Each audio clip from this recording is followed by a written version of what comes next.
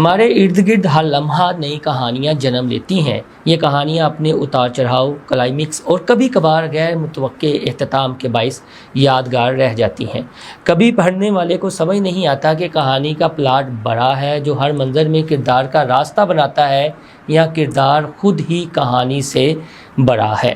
Circus کا میلہ سجا ہو تو اطراف میں کبھی کبھار سرکٹا انسان نظر آتا ہے، وہ بھی بنا سر کے، ایسے ہی ایک کردار کی طرح شیشے میں مجمد اور ساکت۔ بظاہر نظر تو آ رہا ہوتا ہے مگر اس کی پرتوں کے نیچے کیا ہے کچھ سجائی نہیں پڑتا، یعنی اس کے علاوہ دیکھنے والوں کو سب کچھ نظر آ رہا ہوتا ہے۔ اس کے متحد اس کے بارے میں رائے رکھتے ہیں کہ وہ man with glacier brain but short plexus, یعنی دماغ کا ٹھنڈا لیکن رد عمل میں تند و تیز ہے۔ اس کے پروفائل میں ایک خوبی مطالعے کا شوق بھی ہے۔ یہ عکاسی کرتا ہے کہ وہ سیکھنے اور فکری تجسس کے لگن کے لیے ذوق کے ساتھ مطالعہ کرتا ہے۔ اسے ایک اچھا سامع بھی کہا جاتا ہے۔ وہ آنکھوں کی پتلیاں سیکڑ کر گھنٹوں چیزوں کا مشاہدہ کرتا ہے، بولتا ہے مگر جامع اور مختصر۔ معلومات کتنی ہی پیچیدہ کیوں نہ ہو، وہ صلاحیت رکھتا ہے کہ اسے واضح اور قابل عمل نکات میں کشید کر سکے۔ وہ صبر اور غصے کو توازن میں رکھنے والا رہنما ہوتا ہے۔ یہی اہلیت اس کے اندر اسٹریٹجک سوچ اور مؤثر عمل کی عکاسی بھی ہے۔ اساطیری تحریروں میں موجود کسی غیر مرئی کردار کی مانند بڑے مارکے کی تیاری میں اپنے بنائے کچھ اصول خود ہی وقتی طور پر توڑ کر وہ سب کو حیران کر دیتا ہے۔ تاہم فیصلہ کن مارکے میں فتح کا جھنڈا نصب کرنا ہی مخالفین کو اس کا جواب ہوتا ہے۔ رد عمل میں تند و تیز، وسیع مطالعے کا شوقین، پیچیدہ معلومات کو کشید کرنے والا، ٹھنڈے دماغ والا، غیر مرئی خوبیوں کا حامل شخص کوئی اور نہیں، انجم ہے، لیفٹیننٹ جنرل ندیم انجم، جس کے ارد گرد گرہن کا حالہ ہے مگر وہ آب و تاب کے ساتھ چمکتا ہے۔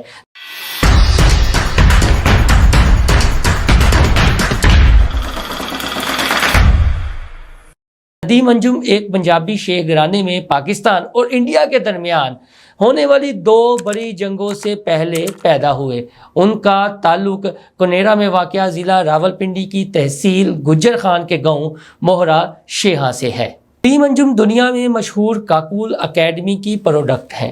انہوں نے پاکستان ملٹری اکیڈمی کے 77ویں لانگ کورس کے بعد 1988 میں 28ویں پنجاب ریجمنٹ کے ساتھ فوج میں کمیشن حاصل کیا۔ نیشنل ڈیفنس یونیورسٹی سے گریجویشن کے بعد کنگز کالج لندن سے ماسٹرز کی ڈگری حاصل کی۔ Asia Pacific centre for security studies USA سے بھی کورس کیا۔ پھر NDU PMA کے ساتھ ساتھ آرمی اسٹاف کالج میں بطور انسٹرکٹر خدمات بھی سر انجام دیں۔ مسلم لیگ نون کی 2013 میں حکومت بنی۔ نواز شریف تیسری بار وزیر اعظم منتخب ہوئے۔ پاکستان آرمی کی کمان تبدیل ہوئی۔ جنرل اشفاق پرویز کیانی 6 سال گزارنے کے بعد 29 نومبر 2013 کو چھڑی جنرل رحیل شریف کو تھما کر ریٹائر ہوئے۔ جنرل رحیل شریف مسلح افواج کے نامے آرمی چیف تھے۔ طالبان کے ساتھ مذاکرات کا سلسلہ شروع ہوا۔ حکومت کو یہ اختیار دیا گیا کہ وہ ملک میں قیام امن کے لیے شدت پسند تنظیموں کے ساتھ مذاکرات کریں۔ آئندہ کئی ماہ تک مذاکرات ہوتے رہے، کمیٹیاں تشکیل دی گئیں، کمیٹیوں پر سوالات اٹھے، خفیہ مقامات پر ہیلی کاپٹروں کی مدد سے کمیٹیاں طالبان سے ملنے گئیں، یہاں تک کہ عمران خان نے طالبان کا دفتر کھولنے کی تجویز پیش کر دی۔ امریکہ نے بھی ڈرون حملے روکنے کی حامی بھر لی، مگر طالبان قیادت کسی فیصلے پر اپنے گروہوں کو متفق نہ کر سکی۔ آخرکار مذاکرات ناکام ہو گئے۔ 8 جون 2014 کو اسلامک موومنٹ آف ازبکستان اور TTP کے 10 اکثریت پسندوں نے کراچی کے جناح انٹرنیشنل ایئرپورٹ پر حملہ کیا، جس میں سیکیورٹی اہلکاروں سمیت 28 افراد شہید اور کم از کم 18 افراد زخمی ہوئے۔ اس کے ٹھیک ایک ہفتے بعد 15 جون 2014 کو وزیر اعظم نواز شریف کے حکم اور جنرل رحیل شریف کی قیادت میں آپریشن ضرب عضب شروع کر دیا گیا۔ یاد رہے کہ اس سے قبل جنرل کیانی جب آرمی چیف تھے تو آپریشن راہ راست عسکریت پسندوں کا سر کچلنے کے لیے شروع کیا گیا تھا۔ عسکری آپریشن ضرب اسد کو معنوی نام دینے کے پیچھے یہ ہے کہ اسد کا مطلب ہے کاٹنا، تلوار سے کاٹنا۔ اسد حضرت محمد صلی اللہ علیہ وآلہ وسلم کی تلوار کا نام تھا۔ ضرب اسد کاٹ ڈالنے والی زد، یہ تلوار آپ صلی اللہ علیہ وسلم نے غزوہ بدر اور غزوہ احد میں استعمال کی تھی۔ یہ عسکری آپریشن قبائلی علاقہ جات، شمالی وزیرستان، کراچی، جنوبی پنجاب اور بلوچستان میں موجود عسکری گروپوں، شرپسندوں اور دہشت گردوں کے خلاف تھا۔ جنرل ندیم نے آپریشن ضرب اسد کے دوران جنوبی وزیرستان ایجنسی میں انفینٹری بریگیڈ، کرم ایجنسی اور ہنگو میں بھی انفینٹری بریگیڈ کی کمانڈ کی تھی۔ آپریشن ضرب اسد 22 فروری 2017 تک جاری رہا۔ جب آپریشن ختم ہوا تو ساتھ ہی عسکری آپریشن رد الفساد شروع کر دیا گیا۔ اس وقت army chief general Qamar Javed Bajwa تھے، جبکہ وزیر اعظم کے عہدے پر نواز شریف ہی فائز تھے۔ اس آپریشن کا مقصد بچے کچے دہشت گردوں کا بلا امتیاز خاتمہ کرنے، چھپے دہشت گرد گروہوں کو تلاش کرنے پر مشتمل تھا، تاکہ اب تک کی جانے والی کارروائیوں کے فوائد کو پختہ کیا جائے اور سرحدوں کی حفاظت کو یقینی بنایا جائے۔ جنرل باجوہ 10ویں آرمی چیف بنے تو انہوں نے کمانڈ میں کچھ تبدیلیاں کی، جن میں سے ایک آفیسر جنرل ندیم انجم بھی تھے۔ 14 دسمبر 2016 کو انہیں بطور IGFC بلوچستان کی کمان سونپی گئی۔ آپریشن رد الفساد کے دوران جنرل ندیم انجم نے بطور IGFC بلوچستان ذمہ داریاں سر انجام دی تھیں۔ انہوں نے بلوچستان میں طویل خدمات کے علاوہ مغربی سرحد اور LOC دونوں پر کمانڈ کی۔ نومبر 2018 کو انہیں commandant Quetta command and staff college کا ہیڈ مقرر کر دیا گیا۔ بلوچستان میں شورش کے خلاف اپنے کردار کی وجہ سے جنرل ندیم انجم کو محسن پاکستان یا پاکستان کے محسن کا خطاب ملا۔ جنرل ندیم کو 2020 میں 5ویں کور کراچی سندھ کا کور کمانڈر مقرر کر دیا گیا۔ راوی چین دکھ رہا ہوتا ہے، تحریک انصاف ہر روز پریس کانفرنس میں یہ تاثر دیتی ہے کہ 2028 تک وہی ہے۔ PDM کے رہنما حکومت میں آنے کے اب خواب دیکھیں، تاہم نومبر میں پہلے ہی اکتوبر انہونی کا مہینہ ہوتا ہے، تاریخ ہوتی ہے 6 اکتوبر اور دن ہے بدھ کا۔ میڈیا پر خبر فریش ہوتی ہے، آرمی میں بڑے اہم تبادلے، DG ISI جنرل فیض حمید عہدے سے تبدیل، ان کی جگہ لیفٹیننٹ جنرل ندیم انجم کو DG ISI کا عہدہ تفویض کر دیا گیا ہے۔ حکومت کی جانب سے جنرل ندیم انجم کا نوٹیفیکیشن جاری نہیں کیا جاتا۔ اسلام آباد میں مقتدر حلقوں اور اقتدار کے ایوانوں میں تناؤ بڑھتا چلا جاتا ہے۔ ایک ہفتہ گزر جاتا ہے، کوئی پیش رفت نہیں ہوتی۔ عمران خان چاہتے ہیں کہ جو افغانستان میں امریکی انخلا کے بعد خطے کی صورتحال بنی ہوئی ہے اور تبدیلیاں آ رہی ہیں، اس کو سامنے رکھتے ہوئے تسلسل رہے اور جنرل فیض حمید تبدیل نہ ہوں۔ پھر آرمی چیف اور وزیر اعظم کی ملاقاتیں ہوتی ہیں، برف پگھلتی ہے، تاہم شیشے میں بال آ چکا ہوتا ہے۔ وزارت دفاع 3 ناموں پر مشتمل افسران کی سمری وزیر اعظم کو بھجواتی ہے۔ اطلاعات آتی ہیں کہ وزیر اعظم عمران خان ان کے انٹرویوز کریں گے اور پھر نوٹیفیکیشن جاری ہوگا۔ بہرحال وزیر اعظم کے پرنسپل سیکرٹری اعظم خان کے دستخط سے 20 روز بعد نوٹیفیکیشن جاری ہوتا ہے، جس میں کہا گیا ہے کہ سمری کے 6 پیراگراف میں دیے گئے افسران کے پینل کو وزیر اعظم نے دیکھا اور لیفٹیننٹ جنرل ندیم انجم کی تعیناتی کی منظوری دے دی۔ مزید کہا گیا کہ نوٹیفیکیشن کا اطلاق 20 نومبر 2021 سے ہوگا۔ ISI کے موجودہ DG 19 نومبر تک بطور director general inter services intelligence اپنی ذمہ داریاں سر انجام دیں گے۔ یہاں یہ بات نہیں بھولنی چاہیے کہ DG ISI فیض حمید کی تبدیلی کی خبر میڈیا پر فلیش ہونے سے پہلے اسی روز یعنی 6 اکتوبر کو مریم نواز نے لیفٹیننٹ جنرل فیض حمید پر تنقید کرتے ہوئے کہا تھا کہ یہ درست نہیں ہے کہ کسی ایک فرد کی وجہ سے ادارے کا نام نہیں لینا چاہیے، لیکن جب فرد واحد ادارے کے پیچھے چھپتا ہے تو کیا وہ ادارے کے وقار میں اضافے کا باعث بنتا ہے، جس کے بعد ان کی تبدیلی کا پروانہ جاری ہوا۔ یہاں سے آتا ہے بھونچال، ابھر کر آتی ہے ایسی شخصیت جو پوشیدہ تھی، آرمی کے حلقوں میں تذکرہ تھا لیکن نام زبان زد عام نہیں تھا۔ قومی اور بین الاقوامی میڈیا پر بھی خبریں چلتی ہیں، تجزیے ہوتے ہیں، تاہم لیفٹیننٹ جنرل ندیم انجم کے حوالے سے ان کی شخصیت کا احاطہ جو ہم نے انسائڈ اسٹوری کے پلیٹ فارم سے ڈرافٹ کیا ہے، ان کی جو انفرادی خصوصیت ہے، ان کی شخصیت کا منفرد پہلو ہے، اس کے لیے ہم نے چیٹ جی پی ٹی سے مدد لی ہے اور ایک ناول ہے انویزیبل مین، وہ بھی ہماری معاونت کرتا ہے۔ ان کی شخصیت کے حوالے سے جو اہم صفات اجاگر کی گئی ہیں، ان میں ان کا گہرا مطالعہ، متوازن ذہن، تجزیاتی صلاحیت اور خاموش مشاہداتی انداز ہے۔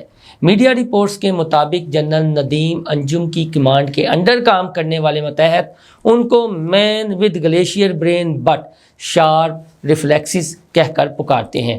وہ اچھا سننے والے بھی ہیں، گھنٹوں چیزوں کا مشاہدہ کرتے ہیں اور مختصر بات کرتے ہیں۔ وہ ایک ایسے لیڈر ہیں جو مشکلات کا سامنا تحمل سے کرتے ہیں۔ گلیشیئر دماغ کا استعارہ ان کی پرسکون سوچ اور ٹھوس حکمت عملی کی طرف اشارہ کرتا ہے، جبکہ تیز اضطراب ان کے رد عمل کی صلاحیت اور قوت کو ظاہر کرتا ہے۔ جنرل ندیم کو گہرے مطالعے کا بھی شوق ہے۔ مطالعے کی عادت انہیں مسلسل سیکھنے اور خود کو بہتر بنانے والے فرد کے طور پر نمایاں کرتی ہے۔ یہی قیادت کی وہ خصوصیات ہیں جو انہیں ایک منفرد، قابل تقلید شخصیت بناتی ہیں۔ ان کی حکمت عملی، فکری تجسس اور فیصلہ سازی کی صلاحیت انہیں چیلنجز کا سامنا کرنے کے لیے بہتر طور پر تیار کرتی ہے، اور یہی اوصاف انہیں دوسروں سے ممتاز کرتے ہیں۔ رالف ایلسن ایک امریکی مصنف، ادبی نقاد اور اسکالر تھے جو اپنے ناول انویزیبل مین یعنی غیر مرئی یا پوشیدہ آدمی کی وجہ سے مشہور تھے۔ اس ناول نے 1953 میں نیشنل ایوارڈ جیتا تھا۔ ایک جگہ اس ناول کا مرکزی کردار کہتا ہے "I am invisible, understand simply because people refuse to see me, like the bodiless heads you see sometimes in circus sideshows. It is though I have been surrounded by mirrors of hard distorted glass. When they approach me, they see only my surroundings themselves of fragments of their imagination indeed. Everything and anything except me." یہ جذباتی امید کا اظہار اپنے اندر ایک تنہائی کی اور عدم شناخت کی کیفیت کو بیان کرتا ہے۔ مثال بے جسم سروں اور مسخ شدہ شیشے کے ذریعے اس بات کو واضح کرتی ہے کہ آپ محسوس کرتے ہیں کہ لوگ آپ کی حقیقت کو درست طور پر نہیں دیکھتے بلکہ اپنے تصورات کی اینک سے ہی دیکھتے ہیں۔ یہ احساس کہ لوگ آپ کو صرف اپنے خود کے خیالات کے ذریعے پرکھنے کی بجائے آپ کی اصل حقیقت کو سوچے سمجھے اور دیکھتے ہیں۔ قاری اس کو یوں بھی سمجھ سکتے ہیں کہ تنہائی کا یہ احساس انفرادیت کے بحران اور تجربہ بہت ہی گہرا اور پیچیدہ ہوتا ہے۔ جب ہم اپنے آپ کو اس طرح محسوس کرتے ہیں کہ ہم خود کو نظر انداز یا غیر اہم سمجھتے ہیں تو یہ ہماری خود اور شناخت کی بنیاد کو ہلا کر رکھ دیتا ہے۔ ایسا محسوس ہوتا ہے کہ آپ کی حقیقت اور آپ کی ذاتی خصوصیت کو مسخ کیا جا رہا ہے، آپ کی اندرونی دنیا کو مزید پیچیدہ بنا دیتا ہے۔ یہ آپ کی موجودگی اور شخصیت کے اصل پہلو کو سامنے لانے میں ایک رکاوٹ بن سکتا ہے۔ آپ اس صورتحال میں اپنے آپ کو کبھی اکیلا، کبھی غیر اہم اور کبھی غیر حقیقت محسوس کرتے ہیں، کیونکہ آپ کی ذاتی حقیقت کو سمجھنے اور تسلیم کرنے کے بجائے لوگ اپنے خود کے تصورات کی اینک اتارنے کے لیے تیار نہیں ہوتے۔ تجربہ اس وقت زیادہ ہوتا ہے جب آپ خود کو ان لوگوں کے درمیان محسوس کرتے ہیں جو آپ کی اصل حقیقت کو مکمل طور پر سمجھیں یا تسلیم کرنے میں ناکام رہتے ہیں۔ عدم تفہیم اور عدم تسلیم کی کیفیت آپ کی انفرادی اور شناخت کو مزید مشکل بنا سکتی ہے۔ پھر یہ پوشیدہ شخص ایسے ملک کے ہاتھوں شکست خوردہ اور غضبناک بن جاتا ہے جو اسے غیر اہم ہونے کے طور پر پیش کرتا ہے۔ غیر مرئی آدمی ایک زیر زمین سیل میں چلا جاتا ہے جہاں وہ سگریٹ پیتا ہے، شراب پیتا ہے، جاز سنتا ہے، فتویٰ پرور اور شخصیت پرست معاشرے میں اپنی شناخت کی تلاش کا ذکر کرتا ہے، ایک پر امید طالب علم کے طور پر۔ 3 اسٹار جنرل ندیم انجم DGI نام آتے ہی ایسی ہلچل ہوئی کہ پرسکون موجیں بکھر گئیں، اقتدار کے ایوانوں میں بھنچال آ گیا، ساتھ ہی منظور لہروں نے زہر اگلنا شروع کر دیا۔ راجنیتی کا کھیل شروع ہوا، میرا بندہ اور تیرے بندہ کا شور اٹھا، سیاسی بساط پر نئے مہرے نمودار ہوئے، ایک پوشیدہ اور غیر مرئی شخص کی شخصیت کو مسخ کرنے کے لیے محاذ کھول دیا گیا۔ جنرل ندیم انجم نے بطور DGI عہدے کا چارج سنبھالا تو اپنے اوپر ایک اصول لاگو کیا، اپنے متحد سیکٹرز میں بھی مراسلہ جاری کر دیا۔ ان کی تصویر کہیں دکھائی نہیں دے گی۔ ایک وقت ایسا آیا کہ انہوں نے اپنا بنایا ہوا اصول خود ہی توڑ دیا۔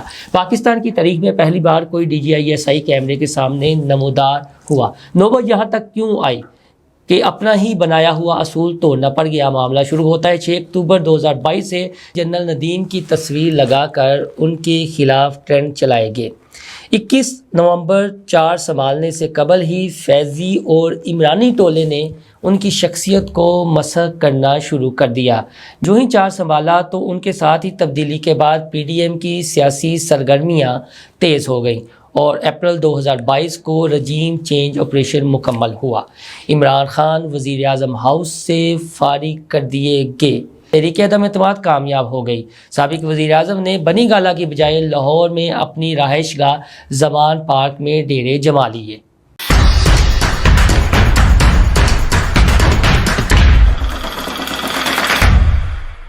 انتیس نومبر 2022 کو اہم تعیناتی ہونی ہے۔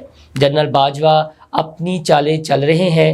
جنرل فیض حمید اپنی بساط پر مہرے بچھا چکے ہیں۔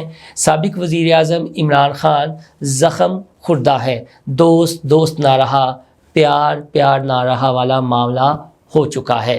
اچانک خبر فلیش ہوتی ہے۔ دن ہے 24 اکتوبر 2022۔ کینیا میں معروف اینکر ارشد شریف کو گولیاں مار کر شہید کر دیا گیا ہے۔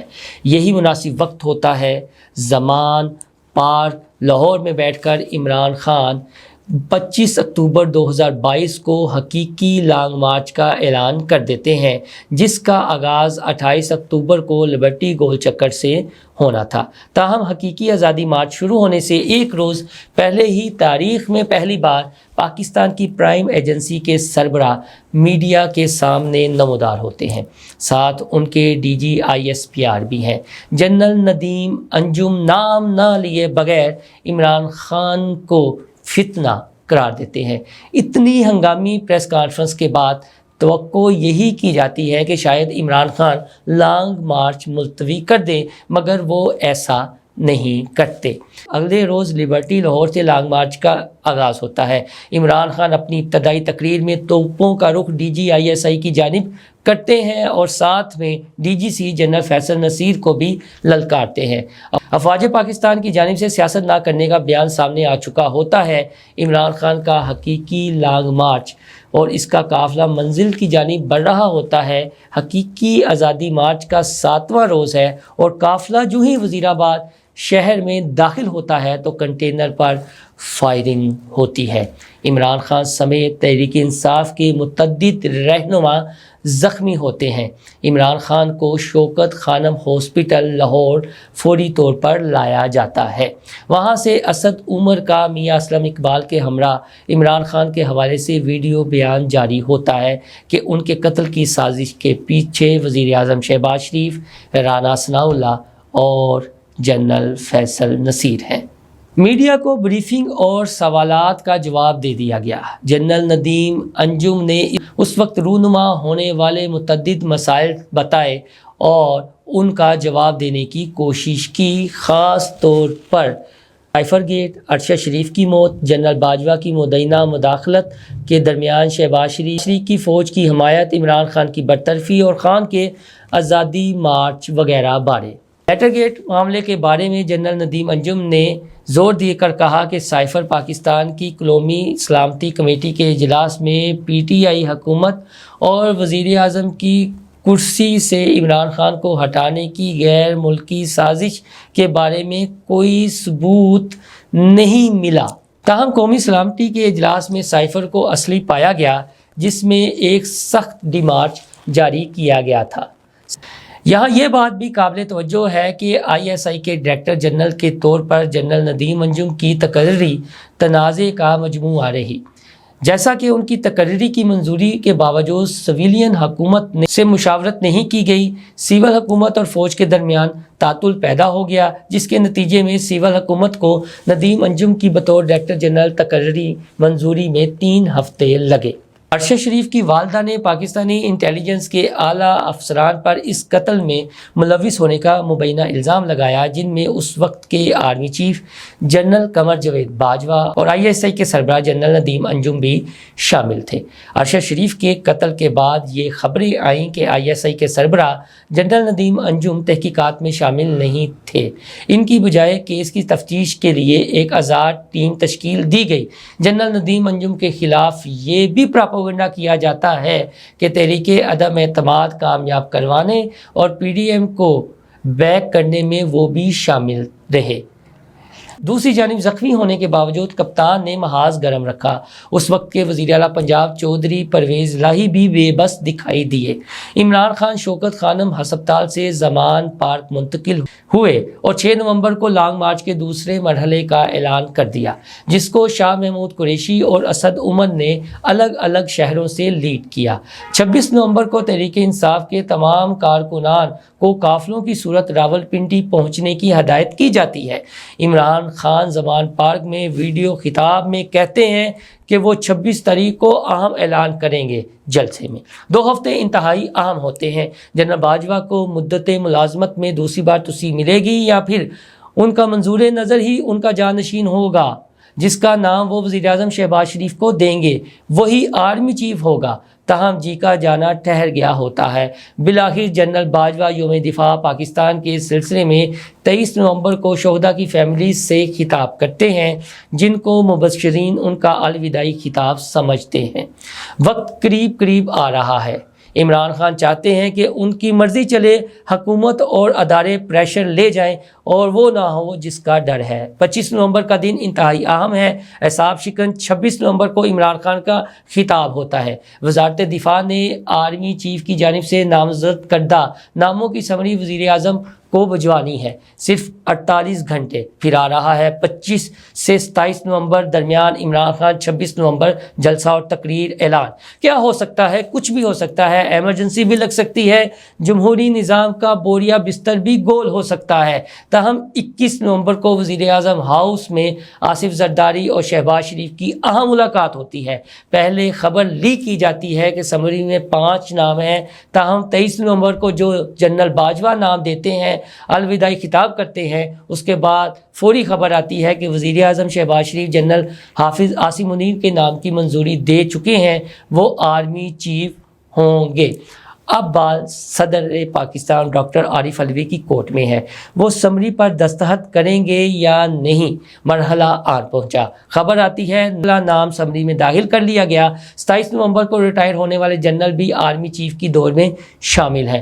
عمران خان نے جس مقصد کے لیے حقیقی لانگ مارچ شروع کیا، لسٹ میں نام شامل نہ ہو، وہ مقصد حاصل نہ ہو پایا، پہلی شکست ہو گئی۔ جب 25 نومبر کو نام سمری میں آ گیا تو 26 نومبر کو عمران خان نے راولپنڈی میں جلسے سے خطاب کرتے ہوئے پنجاب اور کے پی کی اسمبلیاں تحلیل کرنے کا اعلان کر دیا اور اسلام آباد چڑھائی ملتوی کر دی۔ بلاول بھٹو دھمکی لگا چکے تھے کہ اگر صدر مملکت نے اسمبلی روک دی یا دستخط نہ کیے تو انجام اچھا نہیں ہوگا، کیونکہ خبریں پھیلائی گئی ہوتی ہیں کہ عمران خان کی منظوری کے بغیر ڈاکٹر عارف علوی اسمبلی پر دستخط نہیں کریں گے۔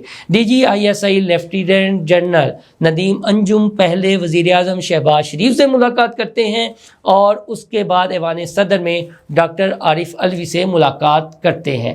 ملاقات کے فوری بعد ڈاکٹر عارف علوی خصوصی طیارے پر لاہور پہنچتے ہیں اور زمان پارک میں سابق وزیر اعظم عمران خان سے ملاقات کرتے ہیں۔ پھر یہی افواہ کہ صدر مملکت عمران خان کی اجازت لینے آئے ہیں کہ وہ آرمی چیف کی اسمبلی پر دستخط کریں یا نہیں۔ اگر عمران خان منظوری نہیں دیتے تو پھر ڈاکٹر عارف علوی اسمبلی روک سکتے ہیں۔ تاہم ہمارے ذرائع کے مطابق اس وقت صدر مملکت ڈاکٹر عارف علوی ایوان صدر سے اسمبلی پر دستخط کر کے ہی لاہور زمان پارک عمران خان سے ملاقات کے لیے آئے تھے۔ بس انہوں نے chairman P T I Imran Khan کو اعتماد میں لینا تھا۔ 29 نومبر کو کمان کی تبدیلی ہوتی ہے۔ نئے آرمی چیف حافظ جنرل عاصم منیر اپنے عہدے کا حلف لیتے ہیں۔ جنرل باجوہ تقریب سے آخری خطاب کرتے ہیں اور جاتے جاتے کہتے ہیں کہ فوج پاکستان سے ان کا روحانی تعلق رہے گا۔ کمان کی تبدیلی کے باوجود ملک میں عدم استحکام جاری رہتا ہے۔ ہر کوئی اپنی اپنی بساط پہ لائے ہوئے ہوتا ہے۔ عمران خان ہر گزرتے دن کے ساتھ مقبولیت کی نئی بلندیوں کو چھو رہے ہوتے ہیں۔ عدلیہ کی پشت پناہی انہیں حاصل ہوتی ہے۔ پنجاب اور کے پی کے میں نگران حکومتیں ہیں۔ چیف جسٹس عمر عطا بندیال 2 صوبوں میں انتخابات کروانے کا فیصلہ کرتے ہیں اور عمل درآمد نہیں کروا پاتے۔ تاہم حیجان ضرور پیدا ہوتا ہے، وسوسے جنم لیتے ہیں۔ حافظ صاحب کی گرفت پوری طرح سے سسٹم پر نہیں ہے، افواہیں گردش کرتی ہیں۔ دوسرا طاقتور شخص اشارہ جنرل ندیم انجم کی طرف ہی ہوتا ہے کہ کمان سے مبرہ کچھ فیصلہ سازی میں مصروف ہے۔ وقت گزرتا ہے، وہ عمران خان جو ریڈ لائن بن چکا ہے، کراس کرنے والوں کو دھمکیاں ملتی ہیں، تاہم 9 مئی 2023 کو ریڈ لائن کراس ہو جاتی ہے۔ رد عمل اتنا شدید ہوتا ہے کہ عسکری تنصیبات اور حساس مقامات پر حملے ہوتے ہیں۔ عمران خان کو chief justice Umar Ata Bandial good to see you کہہ کر رہا کر دیتے ہیں۔ وقت گزرتا ہے، تاہم جاتے جاتے پی ڈی ایم حکومت اگست 2023 میں عمران خان کو گرفتار کر کے جیل میں ڈال جاتی ہے۔ نگران سیٹ اپ آتا ہے، عمر عطا بندیال ریٹائر ہوتے ہیں اور چیف جسٹس کی کرسی کا منصب قاضی فائز عیسیٰ سنبھال لیتے ہیں۔ انتخابات ہوں گے یا نہیں ہوں گے، پروجیکٹ عمران خان جس کو فتنہ قرار دیا گیا ہوتا ہے اس کی مقبولیت قائم ہے۔ ریٹائرمنٹ کا وقت قریب آتا ہے تو نگران وزیر اعظم انوار الحق کاکڑ عرب ٹی وی کو انٹرویو میں انکشاف کرتے ہیں کہ حالات و واقعات کو سامنے رکھتے ہوئے اور پالیسیز کے تسلسل اور سیاسی استحکام کے لیے جنرل ندیم انجم کو 1 سال کی ایکسٹینشن دی گئی ہے، تاہم آج تک نوٹیفیکیشن منظر عام پر نہیں آتا۔ جنرل ندیم انجم احمد شجاع پاشا کے بعد دوسرے ISI چیف ہیں جن کو 1 سال کی توسیع دی گئی ہے۔ 8 فروری کے انتخابات ہوتے ہیں اور شہباز شریف دوسری بار وزیر اعظم ہاؤس پہنچتے ہیں۔ زرداری صاحب دوسری بار ایوان صدر کے تخت پر براجمان ہوتے ہیں۔ پنجاب میں وہی مریم نواز وزیر اعلیٰ ہیں جنہوں نے جنرل فیض کی جانب توقعوں کا رخ کیا اور ان کی تبدیلی کا پروانہ آ گیا۔ موجودہ حالات میں دیکھا جائے تو گوٹ وہیں پر اٹکی ہوئی ہے۔ KPK اور بلوچستان دونوں صوبے اکثریت پسندوں اور علیحدگی پسندوں کے نشانے پر ہیں۔ امن و امان کی صورتحال خراب ہے۔ جنرل فیض حمید کا کورٹ مارشل ہے۔ پروجیکٹ عمران خان جسے فتنے سے تشبیہ دی گئی اس کی مقبولیت میں کوئی کمی نہیں ہوئی۔ ساری داستان میں دیکھنا یہ ہے فیصلہ کون کرے گا، وہ جو دلچسپی سے ساری کہانی کا رس کانوں میں انڈیل رہا ہے، یا کہانی کے اپنے اتار چڑھاؤ لکھنے والا مصنف، یا پھر وہ جو اپنے رد عمل میں تند و تیز وسیع مطالعے کا شوقین، پیچیدہ معلومات کو کشید کرنے، ٹھنڈے دماغ والا، غیر مرئی خوبیوں کا حامل پوشیدہ شخص ہے۔ یا تو کہانی اپنی تمام تر رعنائیوں سے کردار کو کھا جائے گی، یا کردار اپنی تمام تر خوبیوں سے کہانی کو امر کر دے گا۔ جب تک نیا باب نہیں کھلتا، زمانے کو چاہیے بڑے شوق سے کہانی سنیں۔